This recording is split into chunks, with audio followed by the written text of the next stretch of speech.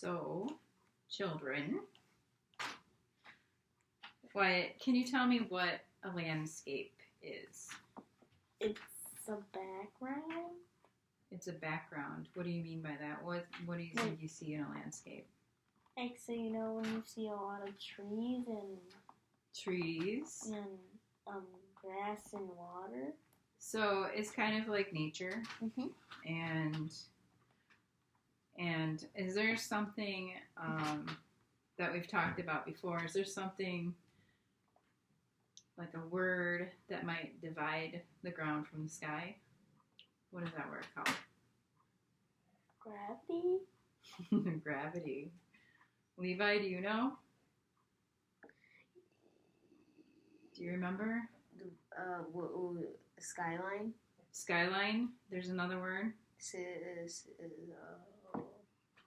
Do you remember, Adeline? No? Okay, that's fine. In actually Levi's example of his landscape, this line right here, remember what that's called? It's a horizon line. Oh, yeah. Yeah? Yeah. So in a lot of landscapes, there are horizon lines that divide the sky from the ground. Mm-hmm. There's Adeline's example, but she's got a cliff going on here. Right? I have this wooden burning.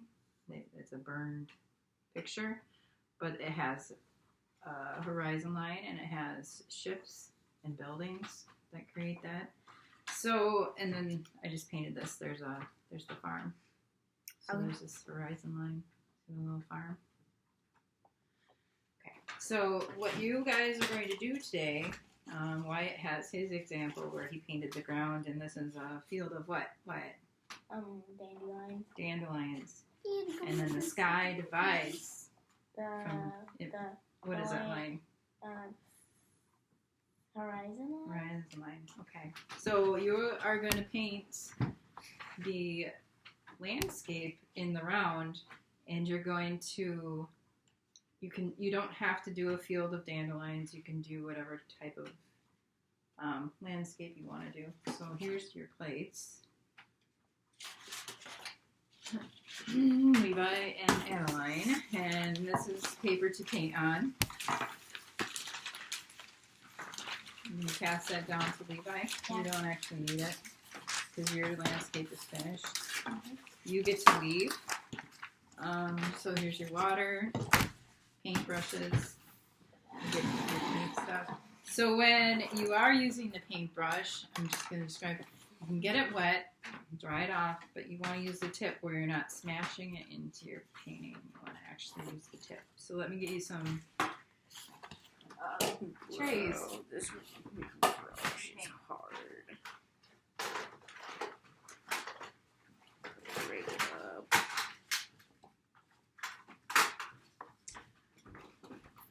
So here you go. You guys can work on getting your paint. Here's white. And again, you can do fields of flowers, or you can do a wilderness scene. But our end result is going to be this tree that we leave on the landscape. And this is where I'm going to start working with you. So you want to think about where your tree is going to be located in your landscape. Like, what kind of landscape? You could do Central Park in New York, where you have skyscrapers and a couple of trees, but the skyline is your horizon line with all those skyscrapers, and then you have the tree. You can do a forest, or you can do a field, much like Wyatt and I did. So Wyatt, we have to start with cutting notches to make this into a loom. Mm-hmm. Okay. So this is the trunk part of your... And then I want you to cut just the top of the rim, like I did down here. We don't want to go all the way down because that makes our plate less strong. So I want you to cut notches, 8 of them. Kind of spaced. 1, 2, 3, 4, 5, 6, 7, 8. I have an example here. Okay. that's the top of your tree. That looks good.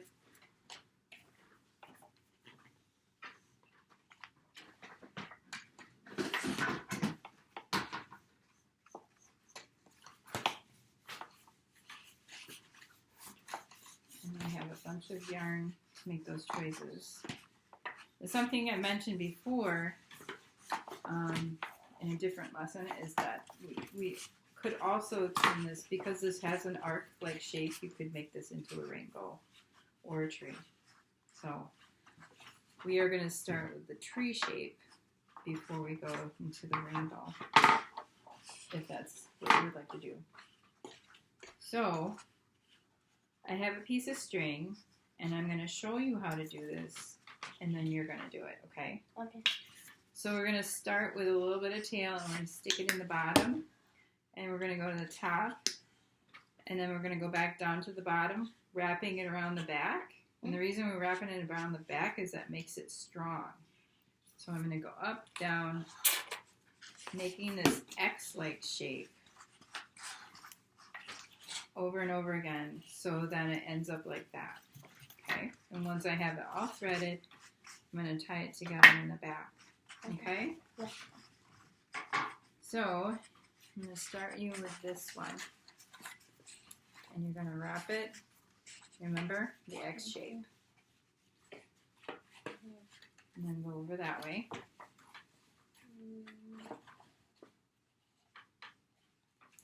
Oh, there's one before that. Right? And down. This one? Yeah. If you'd like to go back up this way. Sure.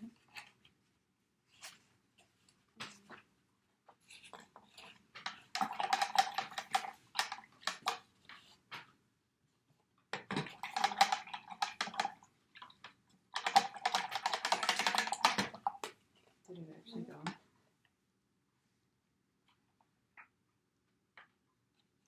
Yeah.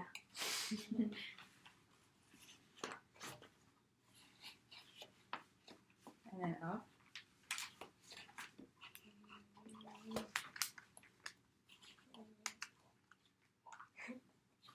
You're doing a good job, Wyatt. Thank you.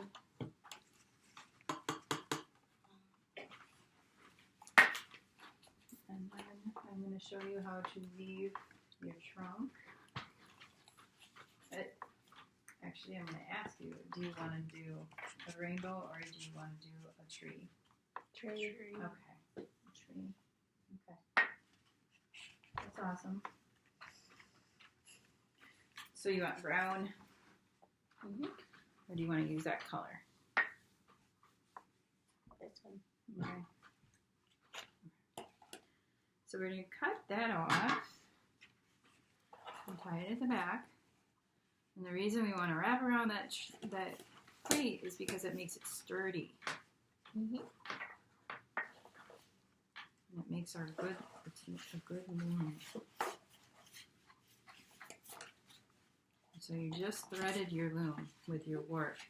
The warp is the threads that you're going to weave against. So we're going to make a little butterfly bundle, and that is just wrapping it around my fingers and then winding it so you don't have this big long piece of thread. Okay. So to start your trunk, we're going to go under and then over and then under. And over and under. Yep. That's right. And we're not going to be too careful about that because it's a trunk and we want it to just be, we want it to be pulled tighter than we do at the top. So we're a bit more careful with the top of the tree than we are with the bottom of the tree.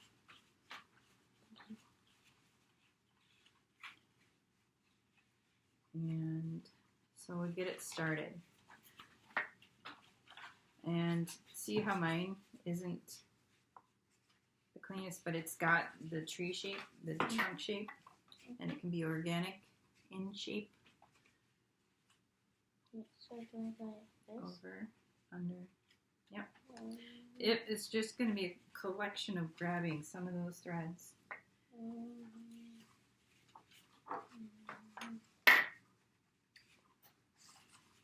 I might need some water. It's just kind of. Okay.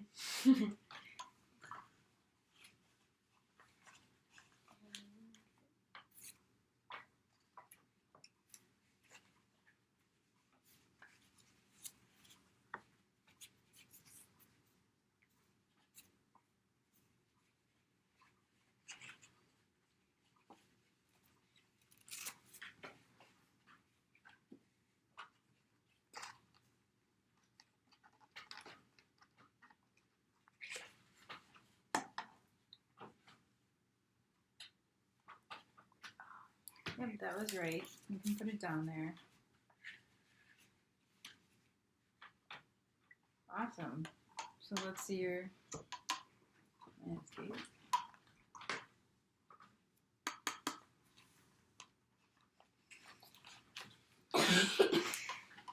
All right, so I want you to pick out what you would like to do for your treetop.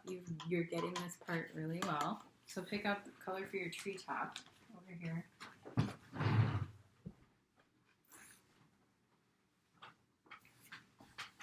Oh, look, it's already in the bottle. Yeah. Okay. So it's a little different at the top than it is with the bottom. You can continue with your bottom, but I'll show you how to do the top. So we're gonna go. Just watch while I show you this part. Under, over, under, over, under, over. See, it's a little easier because it's a little. Bigger? Yep, it's a little less tight and more spread out. Mm-hmm. So once it's like that, we're gonna just push that up and then go back the opposite way. And so I go under, over, under, over, under. Mm-hmm. So you're just going to do the opposite of what you did before. Oh. So you push this up and then do it again. And wait. Did that one go? No. Yep, you got it. You were right. Over, under. Good job, Wyatt. Make your clouds out of line. Oh, you guys got clouds too. Yeah. Just one big one. Okay. So let's show. Yep, you got it. Push it up. Do one more row and then I'm going to show the camera.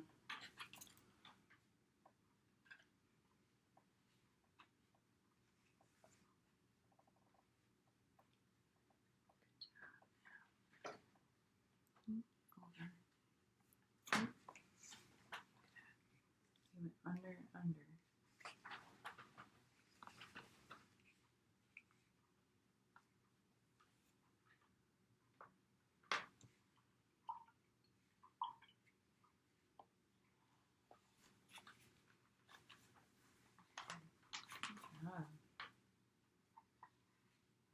Okay, let's show the camera.